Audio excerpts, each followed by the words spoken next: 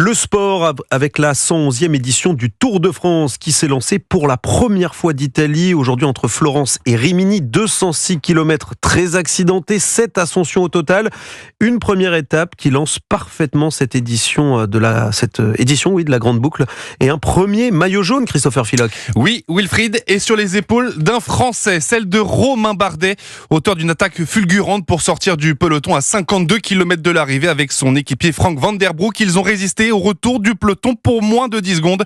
Wout van Aert termine 3e. Le Français n'avait jamais porté le maillot jaune malgré ses 2 podiums et ses 3 victoires d'étape. Un beau cadeau quand on sait que c'est son dernier tour. Il est le 95e Français de l'histoire et le premier coureur tricolore à revêtir la tunique de leader du classement général depuis un certain Julien Alaphilippe. C'était en 2021.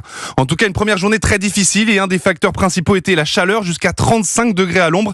On a vu beaucoup de coureurs récupérer des poches de glace pour se rafraîchir. Une étape qui a fait des dégâts, notamment côté sprinter, à l'image de Mark Cavendish, très vite distancé. Le sprinter d'ailleurs qui peut devenir le recordman du nombre de victoires d'étapes sur la Grande Boucle.